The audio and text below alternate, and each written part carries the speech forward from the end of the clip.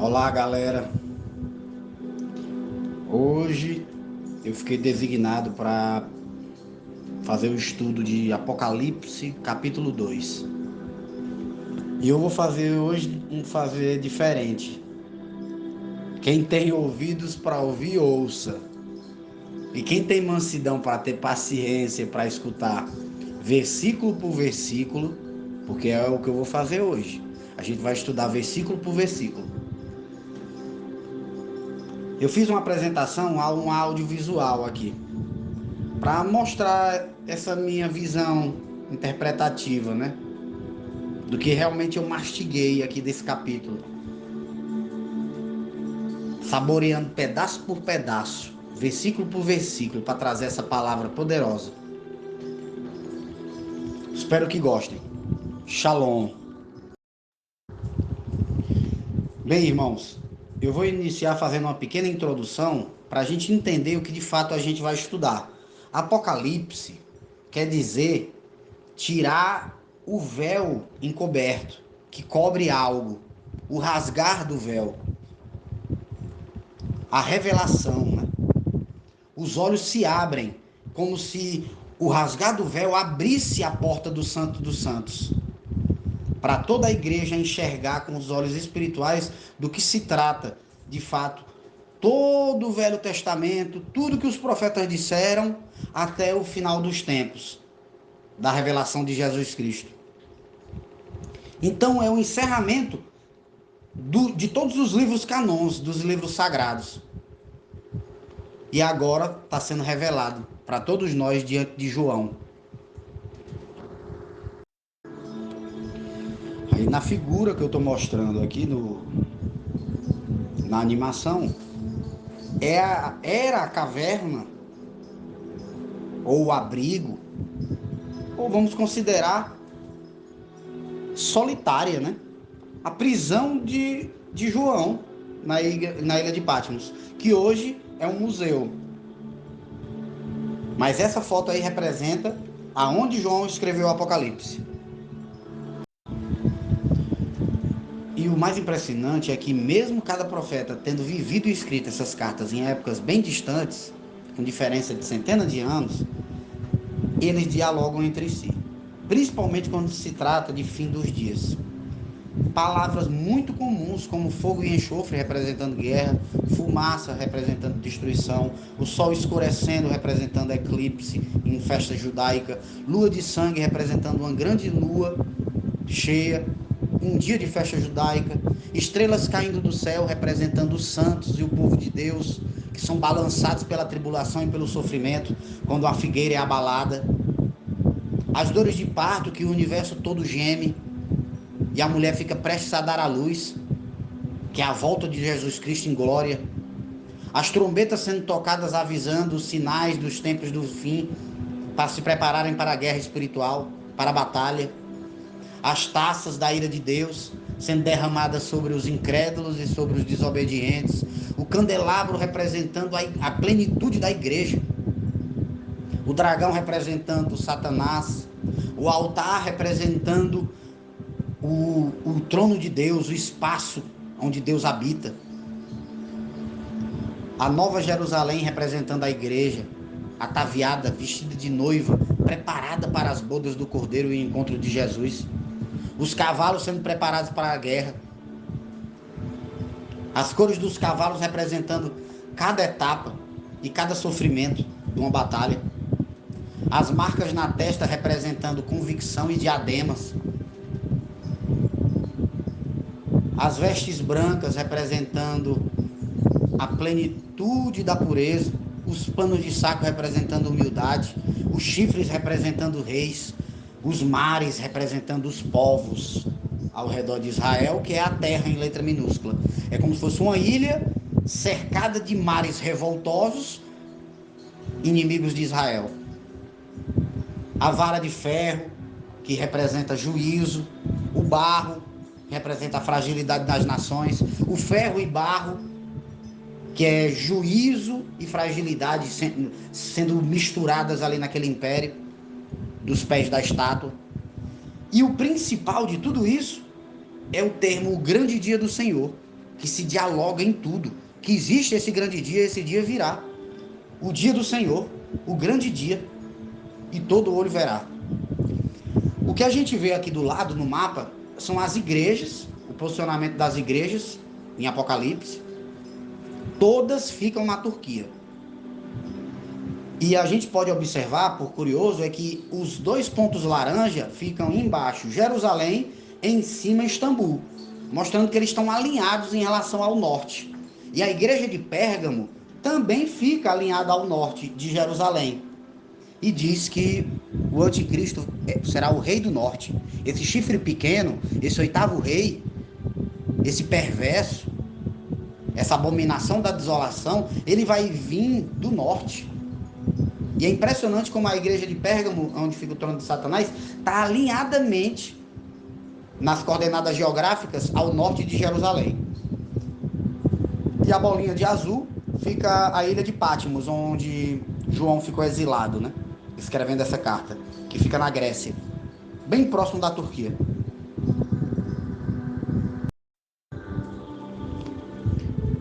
Vamos iniciar o nosso estudo. A mensagem à igreja de Éfeso. Versículo 1. Ao anjo da igreja de Éfeso escreva o seguinte: esta é a mensagem daquele que está segurando as 7 estrelas na mão direita e que anda no meio dos 7 candelabros de ouro. O que quer dizer? Os anjos, esses 7 anjos representam a plenitude da divindade. São os mensageiros dos 7 Espíritos de Deus. O candelabro representa a plenitude da igreja, com as suas velas acesas e preparadas até o tempo determinado por Deus. Mesmo nós, sendo pecadores, fracos nesse corpo de morte, cheio de defeitos, Jesus nos trata como um candelabro de ouro fino, com as 7 velas acesas, como diz o profeta Zacarias, é representada pelos olhos que tudo vê de Deus, que não passa nada despercebido.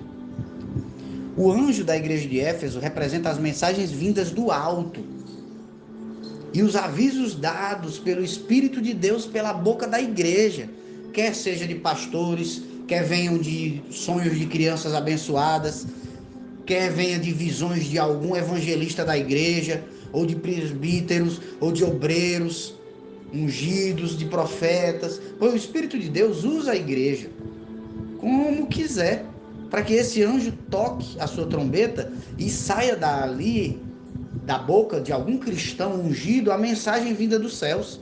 Quando Jesus está segurando as 7 estrelas na sua mão direita, mostra total domínio sobre os mensageiros da igreja. Ele segura na mão direita representando a mão da justiça, da fidelidade, da bondade de Jesus, que anda por meio dos 7 candelabros para representar o Espírito de Deus, pairando como um vento que assopra onde quer, nessas águas vivas que somos nós. Aonde a presença do Senhor se manifesta na igreja por meio da palavra. O candelabro também é chamado de menorá em hebraico, que representa 7 etapas de um tempo perfeito. Quando Moisés acendia as 7 velas. Quando as 7 velas estavam acesas, mostram que o tempo chegou. A plenitude dos tempos se manifestou. E que Deus sabe o dia e a hora de acender cada candelabro, que representa a igreja. Versículo 2. Conheço as suas obras, o seu trabalho árduo e a sua perseverança. Sei que você não pode tolerar homens maus, que pôs à prova os que dizem ser apóstolos, mas não são, e descobriu que eles eram impostores. As obras, está bem claro que é o caráter da igreja, é a ação. Porque fé sem obras, a fé é morta. Então, quer dizer, é o bem que a gente faz, não só para a igreja, mas para a humanidade. Sejamos o sal da terra, a luz do mundo. A igreja, como está escrito aí, ela tem capacidade de observar quem de fato é apóstolo e quem não é. Que diz ser, mas no fundo não é. por meio das suas ações a gente vai descobrir isso, por meio da sua perseverança, do seu trabalho árduo, porque se conhece a árvore é pelo fruto que ela dá. E existe muita gente infiltrada na igreja fingindo ser o que de fato não é. Mas a própria igreja possui irmãos espiritualizados o suficiente para discernir quem é joio e quem é trigo. E saber quem são realmente os impostores ou que estão negando a fé ou até atrapalhando o evangelho.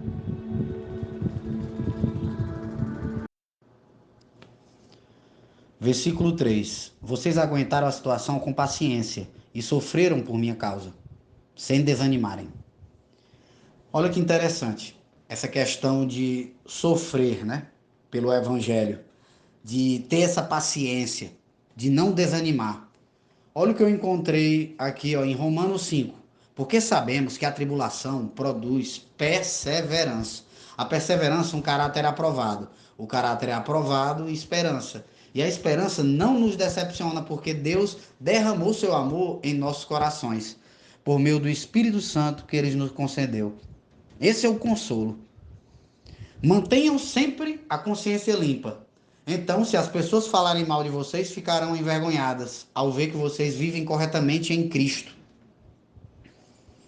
1 Pedro 3.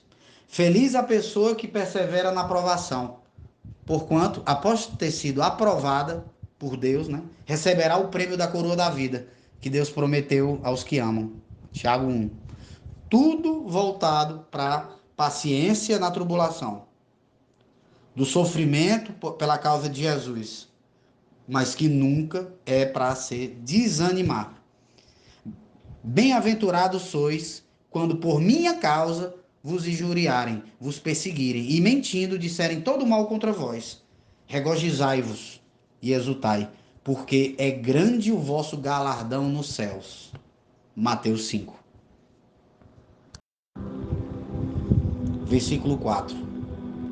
Porém, tenho uma coisa contra vocês, é que agora vocês não me amam como me amavam no princípio.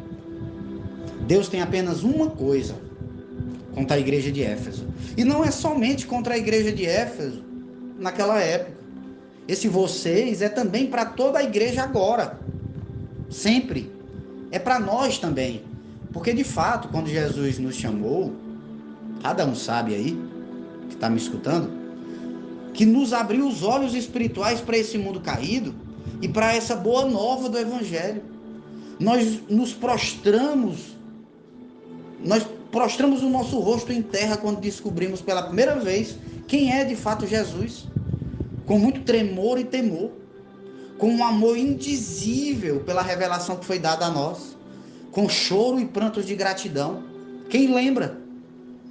Mas, infelizmente, nós fomos agarrados por esses espinheiros da terra, por esses problemas desse mundo, pelos conflitos familiares, pelas disputas injustas, por essa correria desenfreada atrás de Mamon, até que esquecemos por que é que fomos chamados, nos perdemos sutilmente nesse primeiro amor. Vamos refletir e parar um pouco para pensar em que momento a gente deixou de viver intensamente esse primeiro amor. Jesus pede a toda a igreja para resgatar esse primeiro fogo poderoso que nos preencheu quando Jesus foi revelado em nosso coração pela primeira vez, como uma paixão avassaladora. Busquemo-nos ele de todo o coração, como no princípio. Versículo 5. Lembrem do quanto vocês caíram, arrependam-se dos seus pecados e façam o que faziam no princípio. Se não se arrependerem, eu virei e tirarei o candelabro de vocês do seu lugar. Mostrando que a igreja também peca e também pode voltar a se arrepender, porque é nessa peleja de glória em glória. Nós pecamos o tempo todo, em pensamento e em ações.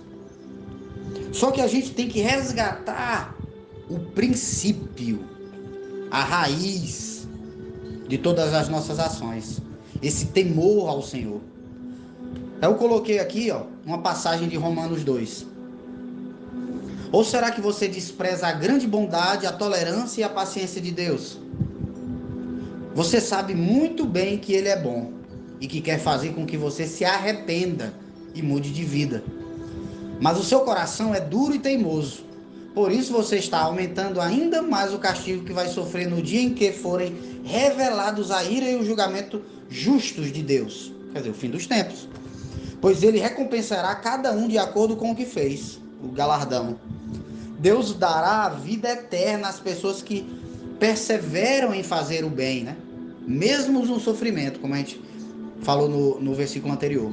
E buscam a glória, a honra e a vida imortal. Mas fará cair a sua ira, ou as taças da ira, e o seu castigo sobre os egoístas e sobre os que rejeitam o que é justo, a fim de seguir o que é mal. Então, quer dizer, tirar o candelabro do lugar é tirar a unção, é tirar o privilégio de estar na presença do Senhor, para sofrer das suas próprias escolhas. Versículo 6. Mas vocês têm a seu favor isto: odeiam o que os nicolaítas fazem, como eu também odeio. Os nicolaítas, eles foram um grupo que se infiltrou na igreja no primeiro século e que começou a criar ensinamentos contrários ao evangelho pleno, criando ídolos, hierarquia, bonecos, estátuas, símbolos, roupas, bandeiras, e festejavam espiritualmente esses ídolos pagãos em determinadas épocas. Quer dizer, tirando totalmente o foco de Jesus Cristo. E fazia festas com imoralidade sexual, onde envolviam crentes nesse mundo pagão, fazendo com que os crentes entrassem nessa porta larga, onde o povo de Israel entrou no deserto. Estavam caindo na mesma esparrela. Aí eu te pergunto, Deus odeia? Lógico que não, que o ódio de Deus é totalmente diferente da ótica humana. E em Provérbios 6 tem dizendo: estas 7 coisas o Senhor odeia. Sim, 7 a sua alma abomina: olhos altivos, língua mentirosa, mãos que derramam sangue inocente, o coração que maquina pensamentos viciosos, pés que se apressam a correr para fazer o mal, a testemunha falsa que respira mentiras e o que semeia contendas entre os irmãos. Isso Deus odeia. Então, quer dizer, de fato, quando foi colocado nesse versículo, eu odeio, eu também odeio, tem tudo a ver com essas características de ações. Que fez parte da igreja, mas a igreja tem poder espiritual para expulsar essa gente como fez, né? Versículo 7. Portanto, se vocês têm ouvidos para ouvir, então ouçam o que o Espírito de Deus diz às igrejas. Aos que conseguirem a vitória, eu darei o direito de comerem da fruta da árvore da vida, que cresce no jardim de Deus. Quem é que diz essa mensagem às igrejas? É um anjo ou é Deus? Lógico que é o Espírito Santo. O anjo representa aí, nessa alegoria, apenas um mensageiro, mas a fonte da mensagem é o próprio Criador que a dá, por meio da igreja. Quando fala dessa vitória, essa vitória tem tudo a ver com a salvação. Tem tudo a ver com a coroa da vida, com a pedrinha branca que a gente vai receber. O vencer o bom combate, como o apóstolo Paulo falou. É chegar na linha de chegada e receber essa coroa que é a vida eterna. As frutas dessa árvore da vida é o próprio corpo de Cristo, fazendo o bem com os frutos do Espírito. É a árvore da vida que cresce no jardim de Deus. É a igreja que cresce. Por quê? Porque quem é a vida? A vida é Jesus. E a sua árvore cresce de acordo com o desenvolvimento da igreja. Adão e Eva comeram dessa árvore no momento errado. Acabaram comendo e desobedecendo a Deus, porque obedeceram à mentira de Satanás. Aí os seus olhos se abriram, não se abriram para a lucidez e para o amor, se abriram para a confusão, para o medo, para a agonia, para a dúvida, para a morte. Porque de fato eles conheceram o mal, mas não conheceram o bem, o amor, que é Jesus.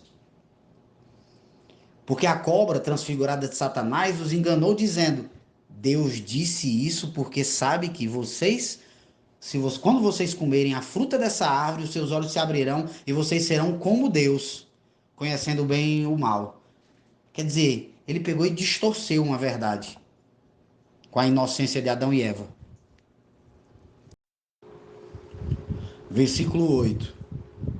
Ao anjo da igreja de Esmirna escreva o seguinte: essa é a mensagem daquele que é o primeiro e o último, que morreu e se tornou a viver. Aqui ele está dizendo praticamente que ele é o Deus. Ele é o Todo-Poderoso. Porque quando Deus, Jeová, Javé, se apresenta para os profetas, se apresenta no Velho Testamento, é sempre falando que ele é o primeiro e o último. E o que morreu e tornou a viver é o próprio Jesus. É o Jesus se identificando para as igrejas. Aí eu coloquei até uma frase aqui, forte, né? Que representa tudo isso, em João 11. Disse-lhe Jesus: eu sou a ressurreição e a vida. Aquele que crê em mim, ainda que morra, viverá. E quem vive e crê em mim, não morrerá eternamente, porque já entrou nessa glória do reino. Versículo 9. Eu sei que vocês estão sofrendo, sei que são pobres, mas de fato são ricos. Sei como aqueles que afirmam que são judeus, mas não são. Falam mal de vocês. Eles são um grupo que pertence a Satanás. Interessante que Jesus bate na tecla, né, que sabe que a igreja sofre, né? Existe a questão da perseguição e que todo cristão tem que ter essa perseverança. Porque a gente vive num mundo caído, né? E quando ele fala que são pobres, mas de fato são ricos, é que é mais importante para Deus que a gente esteja satisfeito com o que temos. E que se formos pobres materialmente falando, em posses, mas que sejamos ricos imaterialmente. Ricos espiritualmente. Que é isso que importa para Deus. Quando ele fala de aqueles que afirmam que são judeus, mas não são, é justamente para lembrar Romanos 2. Quando fala que o judeu é quem é, o verdadeiro judeu é aquele que é interiormente. E a circuncisão é realizada no coração, pelo Espírito, e não apenas pela letra da lei. E esse grupo que pertence a Satanás é a mesma coisa de um grupo que está totalmente desvinculado da filosofia do Evangelho. Que falam da lei, mas não fazem, não tem obra. Então, quer dizer, a igreja consegue discernir e Jesus consegue discernir quem são esses e quem não são. Quem é judeu verdadeiro e quem não é. Quem é o verdadeiro crente e quem não é. Quem é apóstolo e quem não é. Versículo 10. Não tenham medo do que vocês vão sofrer. Escutem, o diabo vai pôr prisão alguns de vocês para que sejam provados e sofram durante 10 dias. Sejam fiéis, mesmo que tenham de morrer. E como prêmio da vitória, eu lhes darei a vida. Olha que interessante. A coragem é o reflexo da fé. É a convicção de que esse mundo já perdeu para a nossa fé. E o medo é o reflexo dessa falta de fé. O diabo vive procurando pessoas justas para tentar e fazer com que elas passem por diversas provações. Mas Deus só permite para aperfeiçoar esses cristãos na fraqueza deles, como o apóstolo Paulo disse. Olha que interessante em relação a gente ser provado e sofrer durante esse tempo. 10 dias no meu entender, significa o período da festa das trombetas até a expiação. São 10 dias. A festa das trombetas é o toque da trombeta no ano novo, quando a lua minguante aparece e o sacerdote toca. Esses 10 dias têm tudo a ver com o que a igreja está sofrendo enquanto toca a trombeta na terra, avisando sobre os sinais que vêm, até o dia da expiação. Por quê? Porque o dia da expiação é o dia da volta de Cristo, é o dia da expiação do pecado e da morte, onde desaparecerão o mal e Jesus se manifestará. Esses 10 dias são considerados para os judeus 10 dias de arrependimento e reflexão. Olha como tem a ver. Então, 10 dias é um período de tempo que a igreja vai passar sofrendo e perseverando. Versículo 11. Portanto, se vocês têm ouvidos para ouvir, então ouçam o que o Espírito de Deus diz às igrejas. Aqueles que conseguirem a vitória não sofrerão o castigo da segunda morte. Ora, a segunda morte é a morte eterna. E qual é a primeira morte? A primeira morte é a morte carnal, é a morte do corpo físico, que quando Jesus for revelado em poder e glória, os corpos de quem estiver vivo vai ser transformado e os mortos vão ser ressuscitados. Como todos os mortos vão ser ressuscitados, tanto os que cometeram o bem, como os que cometeram o mal, até os que transpassaram pela lança, todos verão Jesus. Essa ressurreição dos maus, se eles não se arrependerem profundamente, eles vão sofrer a segunda morte, no lago de fogo, que é uma forma alegórica de falar que eles vão desaparecer para sempre, no eterno sofrimento profundo, onde deixarão de existir.